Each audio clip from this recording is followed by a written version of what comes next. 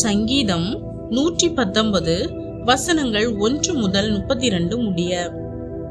கர்த்தருடைய வேதத்தின் படி நடக்கிற உத்தம மார்க்கத்தார் பாக்கியவான்கள். அவருடைய சாட்சிகளை கைக்கொண்டு அவரை முழு இருதயத்தோடும் தேடுகிறவர்கள் பாக்கியவான்கள். அவர்கள் அநியாயம் செய்வதில்லை, அவருடைய வழிகளில் நடக்கிறார்கள். உமது கட்டளைகளை நாங்கள் கருத்தாய் கைக்கொள்ளும்படி நீர் கற்பித்தீர்.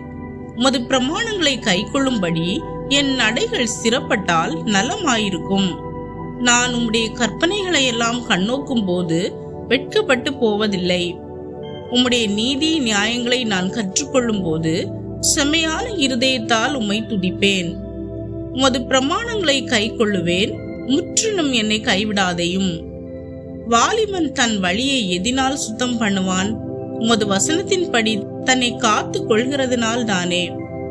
என் முழு இருதயத்தோடும் உம்மை தேடுகிறேன். என்னை உமது கற்பனைகளை விட்டு வழி தப்ப விடாதேயும்.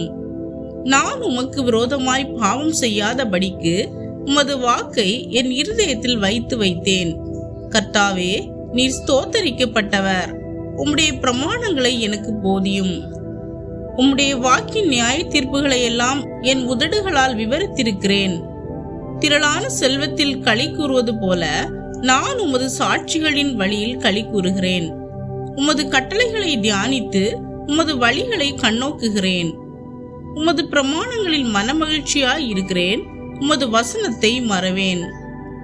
உமது அடியேனுக்கு அனுகூலமாயிரும். அப்பொழுது நான் பிழைத்து உமது வசனத்தை கை கொள்ளுவேன்.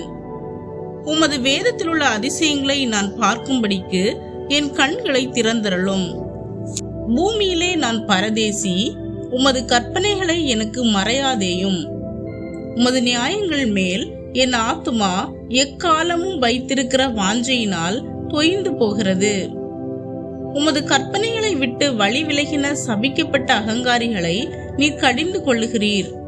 நிந்தையையும் அவமானத்தையும் என்னை விட்டு அகற்றும். நான் உம்முடைய சாட்சிகளை கை கொள்ளுகிறேன். பிரபுக்களும் உட்கார்ந்து எனக்கு விரோதமாய் பேசிக் கொள்ளுகிறார்கள். உமது அடியேனோ உமது பிரமாணங்களை தியானிக்கிறேன். உம்முடைய சாட்சிகள் எனக்கு இன்பமும் என் ஆலோசனைக்காரருமாய் இருக்கிறது. என் ஆத்துமா மண்ணோடு ஒட்டி கொண்டிருக்கிறது. உமது வசனத்தின்படி என்னை உயிர்ப்பியும். என் வழிகளை நான் உமக்கு விவரித்து காட்டின போது எனக்கு செவி கொடுத்தீர். உமது பிரமாணங்களை எனக்கு போதியும். உமது கட்டளைகளின் வழியை எனக்கு உணர்த்தி அருளும். அப்பொழுது உமது அதிசயங்களை தியானிப்பேன். சஞ்சலத்தால் என் ஆத்துமா கரைந்து போகிறது. உமது வசனத்தின்படி என்னை எடுத்து நிறுத்தும். பொய் வழியை என்னை விட்டு விலக்கி உம்முடைய வேதத்தை எனக்கு அருள் செய்யும். மெய் வழியை நான் தெரிந்து கொண்டு உம்முடைய நியாயங்களை எனக்கு முன்பாக நிறுத்தினேன். உமது சாட்சிகள் மேல் பற்றுதலாய் இருக்கிறேன். கர்த்தாவே, என்னை வெட்கத்திற்குட்பட பண்ணாதேயும். நீர் என் இருதயத்தை விசாலமாக்கும் போது நான் உமது கற்பனைகளின் வழியாக ஓடுவேன். ஆமீன். பிரியமானவர்களே, இந்த சங்கீத பகுதி தேவனுடைய கற்பனைகளில் நடக்கும் மனிதன் எவ்வளவு ஆசீர்வதிக்கப்பட்டவன் என்று கூறுகிறது. தேவனுடைய கட்டளைகளில் நடக்கும் மனுஷன் பாக்கியவான் என்றும், வாலிபன் தன் வழியை சுத்தமாக வைத்துக் கொள்ள வேண்டுமானால் தேவனுடைய வார்த்தையை பின்பற்ற வேண்டும் என்றும், தேவனுடைய வசனம் நமக்கு அறிவும் வழிகாட்டுதலும் தருகிறது மட்டுமல்லாமல் துன்பங்களில் கூட நம்மை உயிர்ப்பிக்கிறது என்றும் கூறுகிறது.